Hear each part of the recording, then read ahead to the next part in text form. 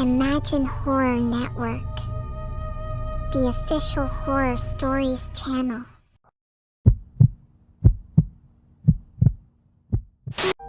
It had been years since the group of friends had seen each other.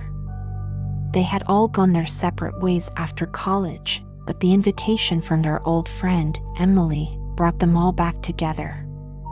Emily had inherited a large house from her parents, and she wanted to use it to host a reunion party for her old friends. Emily had always been the friend that was picked on and laughed at by her friends all the time, but she never told them how she felt because they were her friends. Over the years, Emily started to feel hatred for them because they never made her feel like she was really their friend. She would call and they wouldn't pick up until she sent them an invitation to be a part of her reunion party. The group arrived at the house on a Friday night, ready for a weekend of catching up and reminiscing. Emily greeted them warmly and showed them around the house. The house was massive, with numerous bedrooms, a large kitchen, and several common areas. The group settled in and spent the night chatting and drinking. The group went to bed, but Emily sat on the edge of her bed for most of the night with an evil, malicious look on her face. Even though her friends tried to make her feel important after years of insulting her, she couldn't accept it because they never really apologized to her. Emily eventually went to sleep, but only for a short time. The next morning, Emily announced that she had planned some games for the group to play. They would be playing games throughout the day, and the winner would receive a grand prize. The group was excited and eager to get started.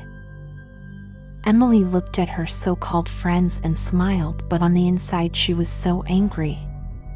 She left the group and went downstairs to her basement to breathe.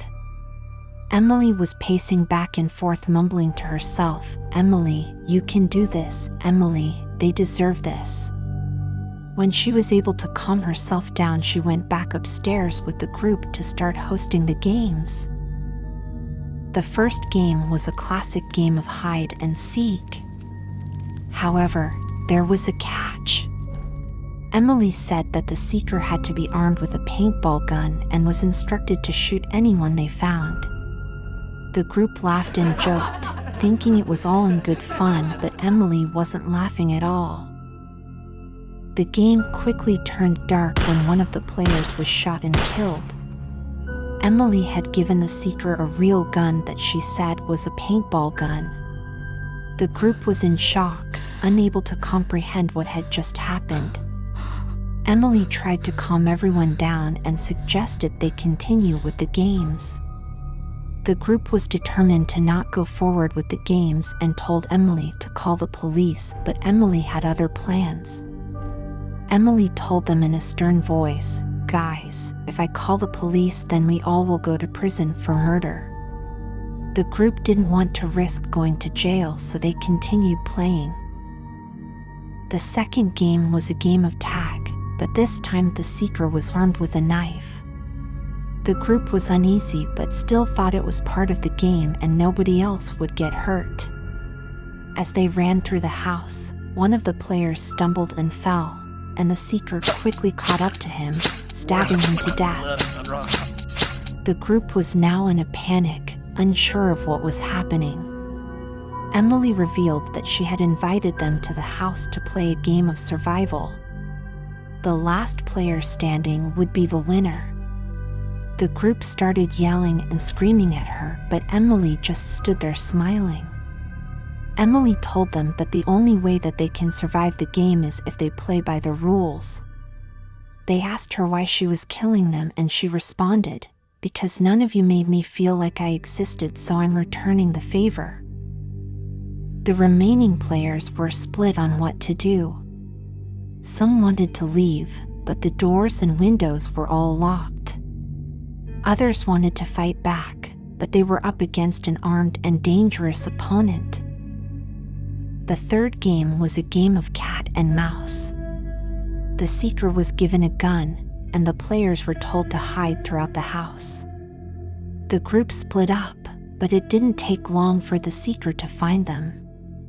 One by one, 4 players were killed and 5 were still alive. As the group dwindled, a twist was revealed. The seeker was not Emily, but one of Emily's childhood friends. Her childhood friend had been working with Emily to orchestrate this twisted game of survival.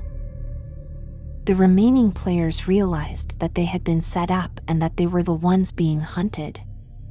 They banded together to try and take down her friend.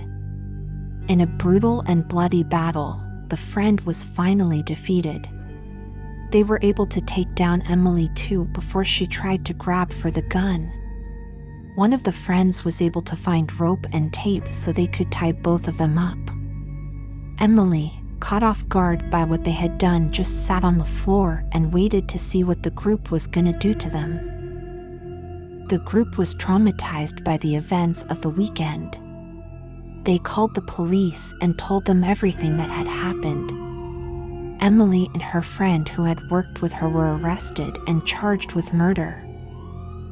The surviving players left the house, grateful to be alive but forever scarred by the events of the weekend. They vowed never to speak of the reunion again and went their separate ways, hoping to put the nightmare behind them. Emily and her childhood friend was taken away by police officers and charged with murder. They both pled guilty and was given life without parole. Emily will spend the rest of her life alone in a prison cell with nobody to talk to or care for her but herself.